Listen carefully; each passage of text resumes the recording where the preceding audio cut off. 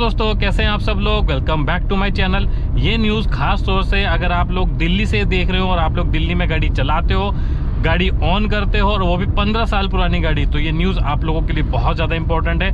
पूरी video and तक जरूर देखना और जानकारी पसंद आती है तो प्लीज़ वीडियो को लाइक शेयर, चैनल को सब्सक्राइब आप लोग जरूर कर लीजिएगा। अगर आप लोग गाड़ी ऑन करते हो और आप लोगों की गाड़ी की लाइफ 15 साल से ऊपर हो चुकी है तो आप लोगों को ये जो अब 1 अप्रैल आने वाला है, इस 1 अप्रैल से पेट्रोल पंप पे फ्यूल नहीं मिलेगा, चाहे पेट्रोल की गाड़ी हो चाहे आप लोगों की डीजल की गाड़ी हो। अगर आप लोगों ने सुना होगा तो आप लोगों को पता होगा कि ये जो है निर्णय है ये क्यों लिया गया है। अब देखो, जो न्यू इलेक्टेड गवर्नमेंट फॉर्म हुई है दिल्ली के अंदर, आप लोगों को पता है, आप शुरू से सुनते आ रहे हो पॉल्यूशन है, बहुत ज़्यादा पॉल्यूशन। हर गवर्नमेंट आती है अपने हिसाब से काम देखती है। जो 15 साल पुरानी गाड़ियां हैं ना, वो अपनी लाइफ कंप्लीट कर चुकी हैं और वो पुरानी जो गाड़ियां, ऑब्वियस सी बात है, पुरानी टेक्नोलॉजी पर बनी है। आधी तो भाई साहब कार्बोरेटर पे गाड़ी चल रही होंगी, फिर फ्यूल इंजेक्शन आया। उससे हो क्या रहा है कि पॉल्यूशन जो है ना वो कंपैरेटिवली न्यू गाड़ी के कंपेयर में बहुत ज़्यादा करती है और डीजल की गाड़ियाँ भी बहुत ज़्यादा करती है। अब इसमें देखा क्या गया है कि जो मैक्सिमम गाड़ियाँ जो इस उसके अंदर पॉलिसी में आएंगी ना, वो पेट्रोल की ही आएंगी, उसके बाद डीजल की गाड़ियाँ आएंगी, राइट। अब 1 अप्रैल से आप लोगों को फ्यूल बिल्कुल नहीं मिलेगा। उनका ये बोलना है गवर्नमेंट का कि पेट्रोल पंप पे ऑलरेडी 80% पेट्रोल पंप है ना, कुछ इस प्रकार के सेंसर्स वगैरह या सिस्टम उन्होंने बिठा दिया है कि वो आप लोगों की गाड़ी की पहचान हो जाएगी और 1 अप्रैल तक आते आते कंप्लीट 100% पेट्रोल पंप तक ये सब चीज़ें मतलब इंस्ट्रूमेंट लग जाएंगे जो आपको लोगों की गाड़ी पहचान लेंगे। तो भाई आप सतर्क हो जाओ।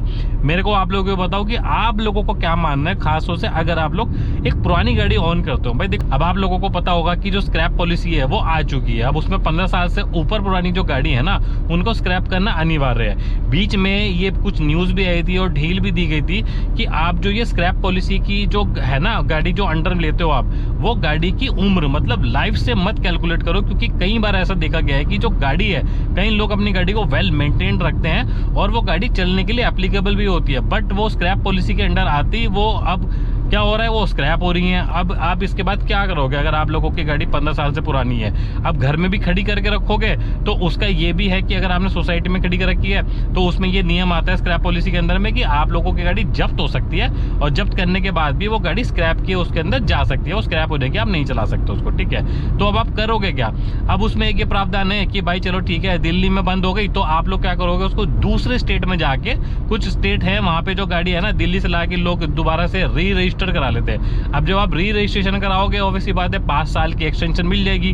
अब 5 साल की एक्सटेंशन मिलने के बाद आप उस जो स्टेट में आप कराओगे वहाँ के नंबर से ऑब्वियसली बात है गाड़ी चलानी पड़ेगी। बट मेरे को ये पता है कि भाई मैं दिल्ली में काम कर रहा हूँ, दिल्ली में जॉब कर रहा हूँ, तो मैं बाहर री रजिस्ट्रेशन करा के उसको मैं दिल्ली लेके कैसे आऊँगा? क्योंकि आप लोग ये भी कह रहे हो कि बाहर की जो गाड़ी है, जो पुरानी गाड़ी होगी, उसको भी आप लोग एंट्री बैन करोगे, तो अब एंट्री भी नहीं करवा रहे हो, वहाँ गाड़ी भी नहीं चल रही हो, तो ये कॉन्सेप्ट भी खत्म हो गया। फिर उसमें ये रहेगा कि ठीक है, अगर आप लोगों को रिलेटिव है या आप लोगों का घर है दूसरे स्टेट में, ऑब्वियस सी बात है वहां पे आप री रजिस्टर करा के उस स्टेट में अपनी गाड़ी रख के वहां आप चलाओ। फिर आप लोगों को ऑब्वियस सी बात है नई गाड़ी परचेज करनी पड़ेगी या नया सोल्यूशन देखना पड़ेगा। फिर आप लोग ये भी बढ़ावा दे रहे हो कि गाड़ी खरीदो, फिर उसके बाद इंफ्रास्ट्रक्चर बनेगा, फिर कह रहे पॉल्यूशन भी बढ़ रहा है। तो एक आम आदमी, कॉमन मैन जो है वो करे क्या? वो बेचारा बीच में फंस के रह गया, राइट। अब उसमें एक चीज ये भी है कि मान लो अगर डीजल की गाड़ी है तो अब डीजल की गाड़ी का क्या करोगे? अब डीजल की गाड़ी तो 10 साल तक बैन है, 10 साल के बाद फिर क्या होगा?